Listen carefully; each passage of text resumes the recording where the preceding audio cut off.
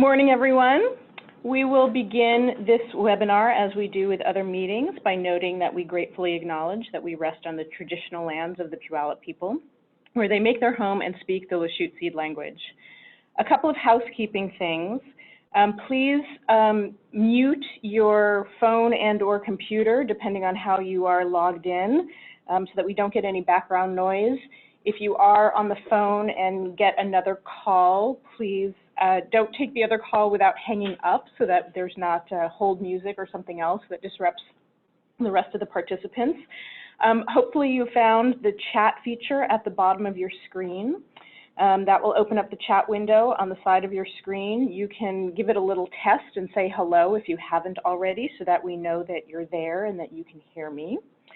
And if you have a question as we go along, please use the chat feature, and we'll do our best to get to your questions either by chat or by me answering the question live.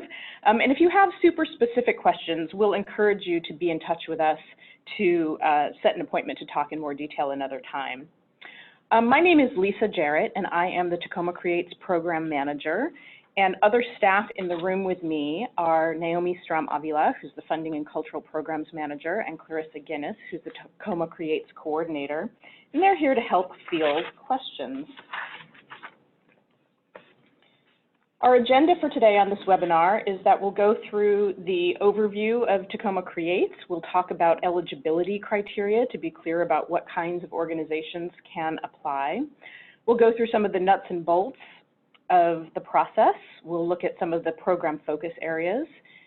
We'll talk about review criteria, application questions, budget, and there will be time for Q&A.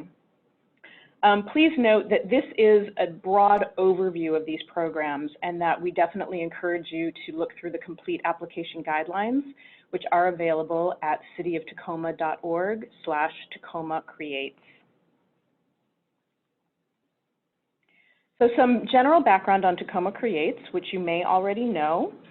This initiative was passed by voters in November of 2018. It passed with a 67.2 approval rate, passing in every reporting district. And the purpose of this initiative is to support the cultural sector. And the cultural sector includes organizations that focus on arts, culture, science, and heritage, and based on the public benefit that they provide. Public benefit means having a positive impact on society and doing things that are aligned with other community goals, such as education, livability, and equity and access, which is a particular focus for Tacoma Creates.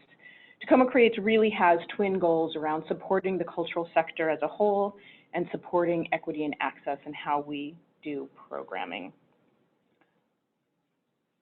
Our primary funding goals are to support public programs in Tacoma, to increase access to these programs, to support programming by and for underrepresented groups, and to expand access to youth education programs, and to support the sustainability of Tacoma's cultural sector. Before we move on to some additional technical information, I want to just acknowledge that we are super excited about moving this program forward. This is a really unique opportunity. It's unique in the state of Washington because Tacoma is the first city or county that passed this program based on Washington state legislation. And we have an amazing opportunity to work together with cultural organizations across the city to show how cultural organizations can make Tacoma an even better place to be. So as city staff, we want you to know that it is our job to follow certain rules and parameters, but really we are on your side, and that we are extremely interested in helping you understand what the parameters are and how you can work with them and how you can have the most successful application possible. So next I want to talk about our two funding categories that we have. We do have two different programs in which organizations can apply. Organizations can apply in only one or the other, only one application per organization. So these are the two categories that we have: comprehensive organizational support and impact funding. And this is a quick view of how they differ. The Comprehensive Organizational Support Program is generally for larger organizations that are doing more work across a variety of areas. And impact funding can be for larger organizations or for very small organizations with fewer overall requirements and expectations. The eligibility for applying the Comprehensive Organizational Support Program has higher requirements. Impact, there's some leeway, there's some eligibility exceptions, and we'll talk more about that in just a moment. The scope of work that organizations do in these two programs, organizations in the Comprehensive Organizational Support category are required to do work in public programs, neighborhood programming, supporting access and participation, youth education programs, and significant work around diversity, equity, and inclusion within their organization. And there's an expectation of ongoing programming throughout the year. With impact funding, organizations could be doing a series of programs throughout the year, or they could do one single event, one exhibition, one concert, one public program in the whole year. That could suffice. Impact funding applications could be public programs or youth education programs, or both. They don't have to do both. The application deadlines are coming up. They're a few weeks apart. Comprehensive Organizational Support is February 28th. Impact is March 18th. The deadline is 11:59 p.m. on those dates. Note that these deadlines are completely firm. There's no exception on the deadlines. The form will actually shut off at 11:59, and if you haven't hit submit, it won't go through. And note too that even though the form is open that late, staff will be gone by 5. So we really encourage you to not wait until the last minute. We really encourage you to think of giving yourself a deadline that's at least a couple of days before the actual deadline. In terms of funding requests, this is the another big difference between the two. In Comprehensive Organizational Support, organizations are allowed to request up to 15% of their annual budget, up to a maximum of $400,000 per year. There's more details about this in the guidelines, which we encourage you to review. In impact funding, the request amount can be anywhere from $3,000 to $75,000 for this contract period. In impact, there is a resource match required. It doesn't have to be all a cash match. It can also be matched by what we can call in-kind support, which includes volunteer time and donations of goods and services, including, for example, a venue where you might produce an event. A key thing to note in terms of how the math works for this is that if your organization's budget is less than around $330,000, you really should just focus on impact funding as the category that will make more sense for you. So again, there's much more details on page 3 and 5 of the application guidelines for both of these funding categories. We encourage you to look at that more carefully, and again, we're very happy to answer questions about this. It can be a little confusing, and we're happy to break it down in more detail. The contract period is going to be the same for both of these funding programs, June 1st of this year, 2020, to June 30th of next year, 2021. This is a contract for services. Any funding from the City of Tacoma is not a grant, it's a contract for services, which means that payment is made after services are delivered, but payments are in phases, so it's not 100% after the services are delivered. And again, we can go over more details in that with individual questions. So I'm curious to know, for those of you that are participating today, if you know for sure that you want to apply in either impact or comprehensive, could you chat and let us know which category you're interested in, or if you don't know, just say don't know, and that'll give us a sense of the interest on the line and how to focus the rest of our conversation. So go ahead and do that as you can, but meanwhile, we will go ahead and start talking about eligibility. And Clarissa is going to talk us through that. All right, so this is Clarissa speaking, and I'll go over eligibility for the funding application. So first I'll go over comprehensive organizational support.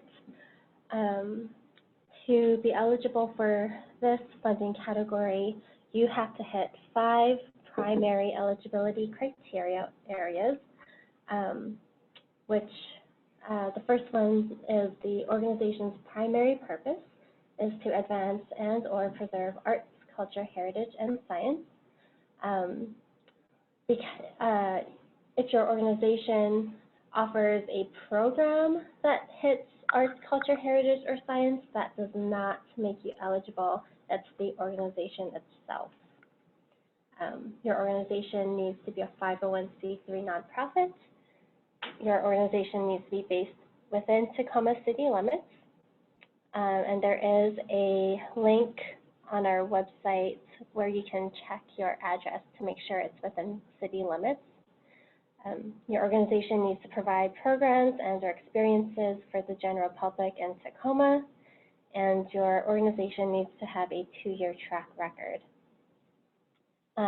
If you're thinking about impact funding, there's a little more flexibility with the eligibility. There's some exceptions. Your organization's primary purpose still needs to be to advance and or preserve arts, culture, heritage, or science. It cannot be in a program that your organization offers. It has to be the organization itself. Your organization can be a 501c3 nonprofit, or it can be fiscally sponsored by an organization within Washington State that is a 501c3. Your organization needs to be based in Tacoma or in Pierce County with a 2-year track record and a focus on Tacoma programming. Your organization also needs to provide programs and or experiences for the general public in Tacoma. You can see pages 4 and 5 in your guidelines for more information on eligibility. There are some specific special categories that you can read about in the guidelines, and we can talk to you one-on-one if these apply to you.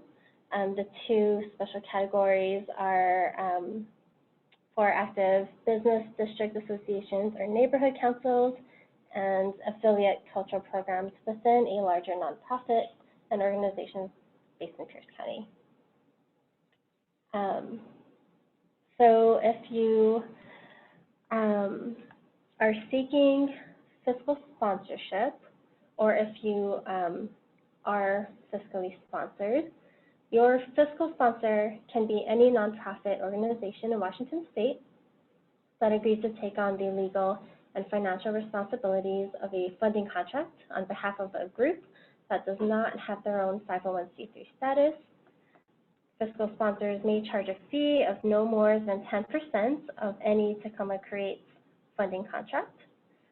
The organization seeking a fiscal sponsor must be a group of people working towards a specific mission, have an organizational bank account, and have a City of Tacoma business license. With that said, there are some specific eligibility exclusions.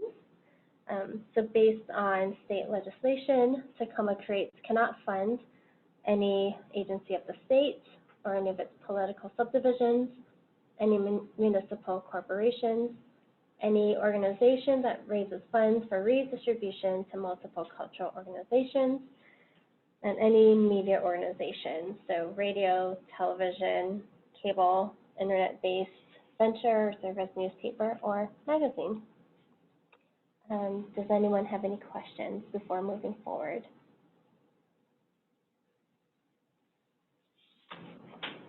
All right, we'll continue on. And what we can fund, which is what we can and can't fund, is covered in more detail on page 6 of the guidelines if you want to look for more details there.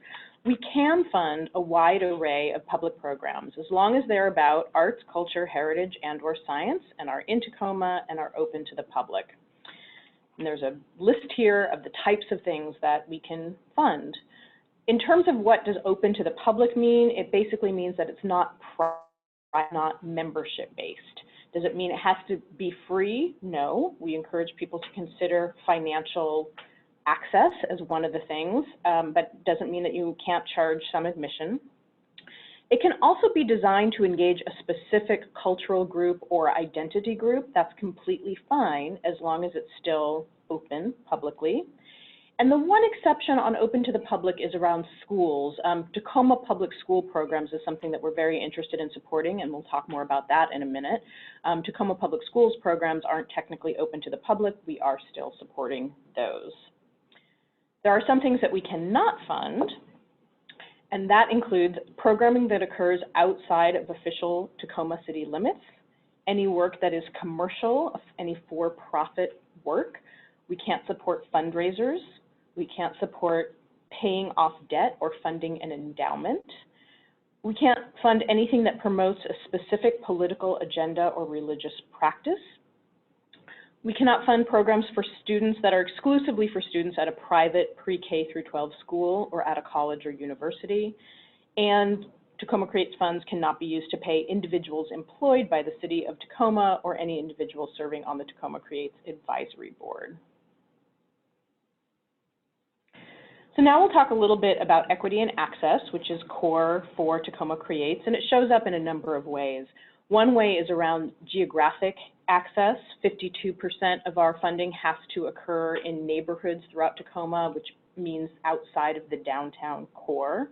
And we also have a significant commitment to engage and support historically underserved populations.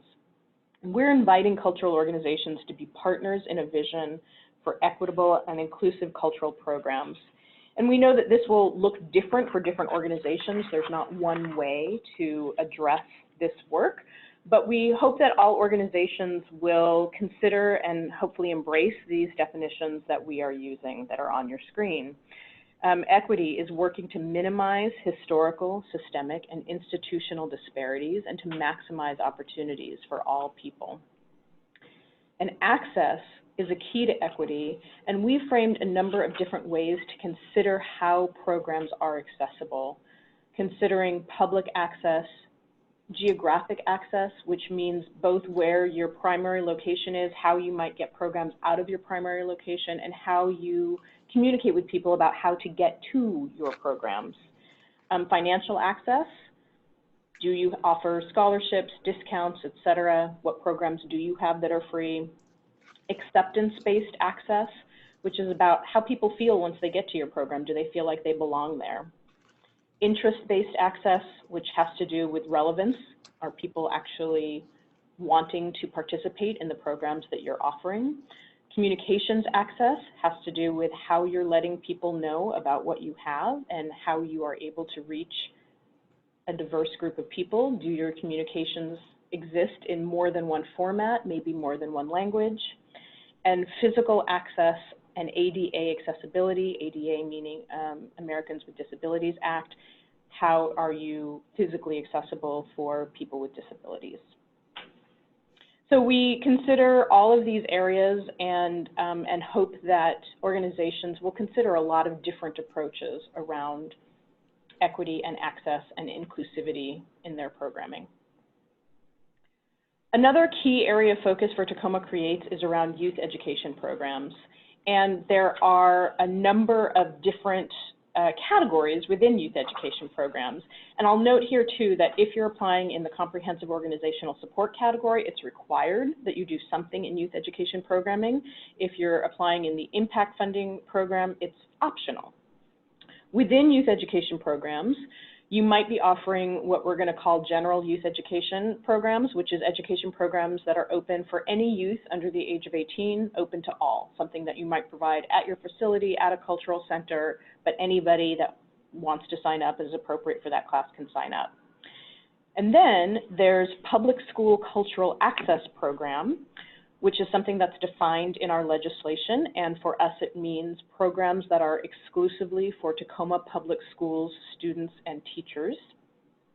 And then as a subset of that program, there's a specific area of work called expanded learning opportunities, and Tacoma Creates is supporting this work that is about after-school programs at specific Tacoma Public Schools, and we'll talk more about that in just a moment. All of these areas of youth education programs welcome. We're interested in organizations that are building capacity to work with Tacoma Public Schools and there's a lot of different ways that this can happen. There's a lot of information in the guidelines on pages 11 to 13. We encourage you to learn more there. A little bit more about expanded learning opportunities. This is a set program for organizations that want to be able to plug into an existing system. There's some evolving work around the whole child partnership. Tacoma Public Schools is a key partner in this partnership. This is something that they are wanting to build. And this opportunity is great for students and families because it's a convenient opportunity. It happens right at the school where they attend, so they don't need to worry about having transportation to get to another location. It is free, and there are snacks provided and bus rides home for students that rely on that transportation. And it's a good opportunity for organizations that are interested in doing this work because you don't have to be responsible for organizing all of the details. We are working with expanded learning opportunity partners that are managing the space, the registration, the logistics, and that makes it a lot easier for organizations to plug in. This does mean that your programs have to fit within this set opportunity. There are set dates and times, there are set schools, and the schools are selected based on need. We're working with schools that have traditionally had less access to these kinds of opportunities. We're looking for instructors that have experience in their cultural form and with working with young people in out-of-school time settings. And another piece of this ELO program is that instructors supervise kids before and after class, supervising the snack time and the transition time, building relationships with students. So that's another part of how this whole program works. Again, there's a lot more information in the guidelines, and we're happy to talk to folks individually about this. I'm going to talk now about review criteria.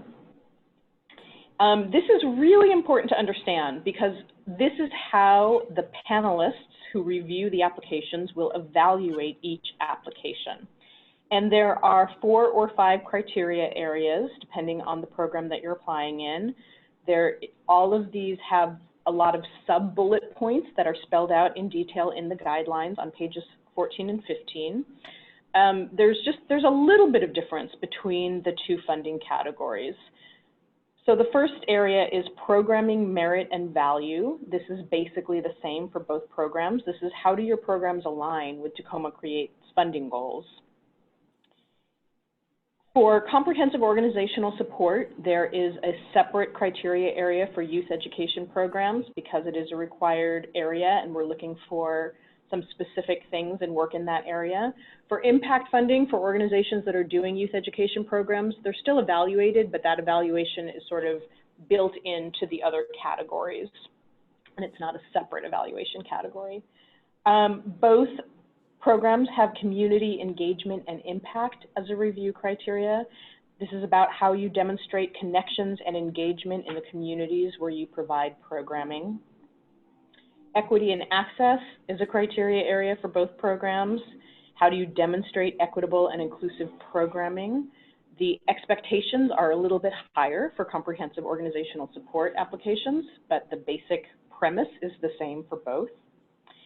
And then the last one is slightly different for the 2 organizations. For comprehensive organizational support organizations, there's a criteria area called management and operations, where we're looking at organizational stability and fiscal responsibility. For impact funding, it's called capacity and feasibility, and it's really about making sure that you can demonstrate that your proposal is beyond the idea stage and that you have the plans and the skills and the resources to make it happen. Let's talk about the panel for just a minute. The panel that's going to use this review criteria will be comprised of 5 to 7 community members with diverse experience and background that's relevant for all of our funding priorities. We have distinct panels for each application program, and they're different each year. The panel members will score each of these criteria areas on a 30-point scale. There's a lot of different criteria points, and they will apply differently for different organizations, and you shouldn't worry about feeling like you have to absolutely 100% nail each sub-bullet point, because it's a lot. But we hope that organizations work towards these points, and that is how, that's how the review panel will work. Another point to really clarify about the panel is that we as staff are not the deciders. We facilitate the panel. We make sure that panelists demonstrate fidelity to this review criteria and not their own personal opinions, but they are the ones that vote and make recommendations and not staff. In the application, which is online, there are a bunch of application questions, a bunch of different sections. And we encourage you to think of this whole application as an opportunity to share the good work that you're doing. The exact questions are a little bit different for the two funding categories, so I'm not going to go over them in detail, but in general, we encourage you to be both brief and specific, and assume that panelists don't know your program. Assume that you're explaining it to somebody that has never had any connection with what you do, so that you're really clear about what you're doing and why it matters. What is the impact of what you're doing? Again, there are prompts for all of the narrative questions, and not every single point is going to apply to every single program in the same way. Do the best you can based on what your organization's proposed programming is. We encourage everyone to work on the narrative questions in a Word document so that you can edit and refine and go back and forth and make sure you check for spelling and grammar and that kind of thing, and then you'll be able to cut and paste your responses directly into the online application. We'll talk just a little bit about budget and finances here. This is pretty different for the two funding programs, so I'll talk briefly about each one, and then we can cover questions later if there are any. This is a sample budget form for the impact funding program. And if you don't have a lot of experience with developing budgets, we understand that it can appear complicated at first, but don't let it concern you too much. We will help you with this and break it down so that it becomes not so complicated. The key things to know on this budget chart is that you want to plan for a completely balanced budget. Everything on the left-hand side of this sheet is about your projected expenses. Everything on the right-hand side of the sheet is about your projected income and other resources. And those two columns need to match each other. The amount in the top 2/3, it's about cash. So cash expenses and cash income equal each other. And then donations, which count as part of your total resources, the things that are donated to you match the expenses that are being covered by those donations, so those two sections match as well. You'll notice in this sample budget that there's some specificity, which really helps demonstrate the depth of your planning and your capacity. So if you look at the section on the left-hand side, fees to presenters, instead of just having a total number there, there's some specificity about how many dancers and how much each of them are paid, how many spoken word artists and how much each of them are paid. So that it's really clear that this sample organization has thought this through. Same thing on the income side, really being specific about the source of income, how many ticket sales, at which price, etc.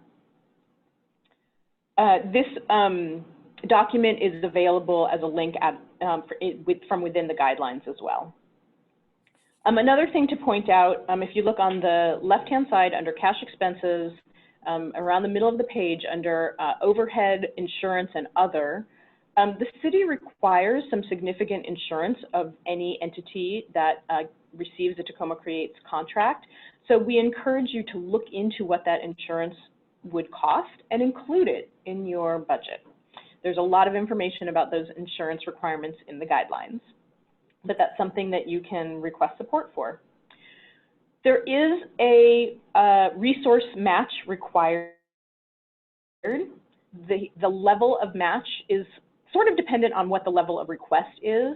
And if you are asking for a relatively low amount of funding from Tacoma Creates, you might have most of your match in donations of goods and services, in volunteer hours, and in donated space and time. If you have a more significant ask, you might have, there's an expectation that you would have some additional cash resources to balance the funding. The overall message here is that the program cannot be supported entirely by the City of Tacoma. You need to be able to demonstrate that there's other support and other interest in making this program happen. We also want to say that funding is not about need. We want to see that you have resources to make this happen. So that's all I'm going to say right now on impact funding. To talk very briefly about comprehensive organizational support, to demonstrate financial work for that funding program, there's no overall program budget in the same way. We're going to be asking for a 3-year overall organizational budget history, which speaks to financial stability and track record of doing the work. We're going to ask for an audited or reviewed budget from your most recently completed fiscal year. And we're going to ask for this form, which is on the screen now, the anticipated expenses form, which is not an overall budget. The total on this sheet is not going to match your total ask. This is just for us to get anticipated expenses in a couple of areas of your programming work.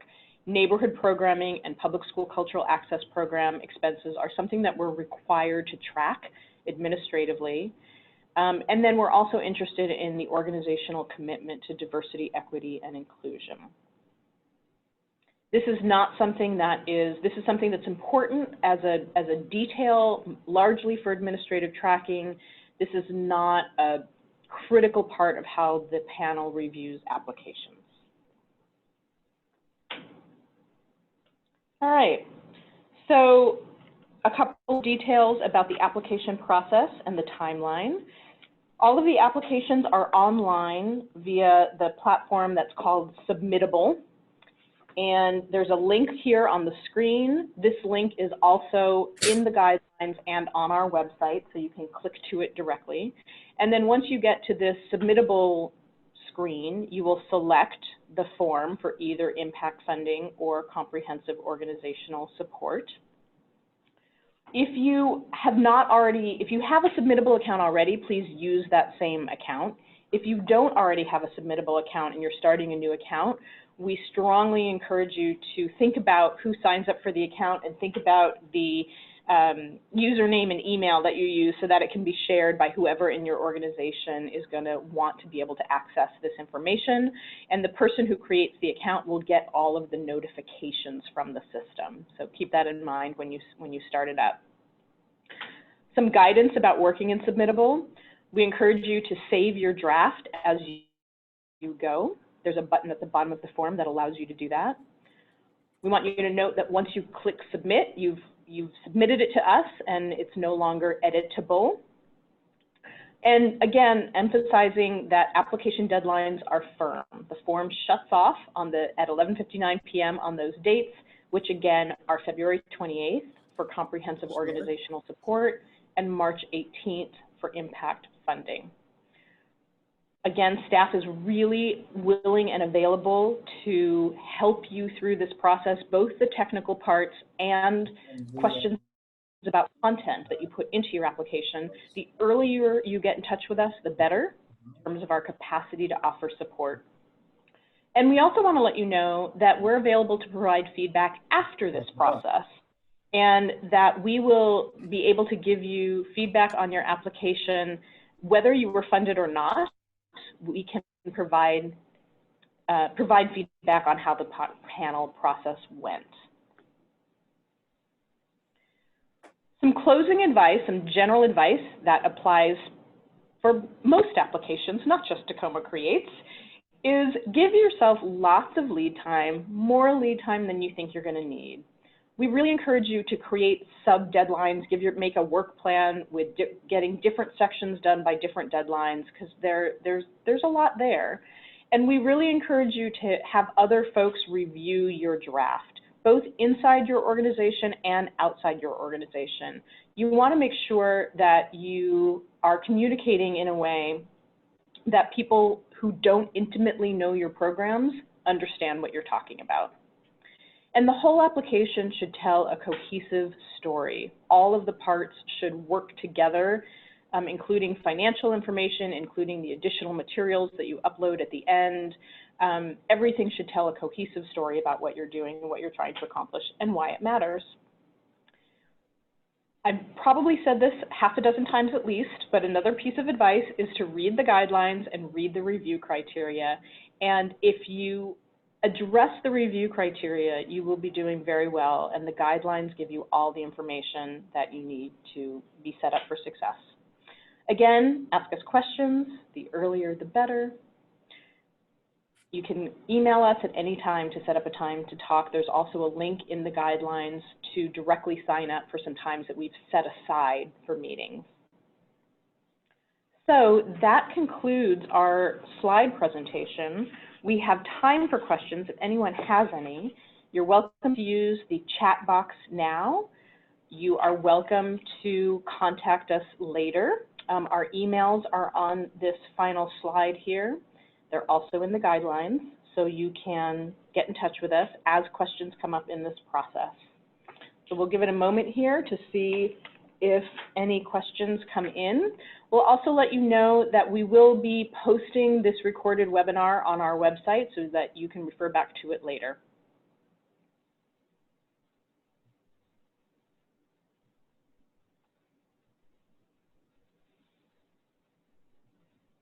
All right, I am not seeing any questions come in right now.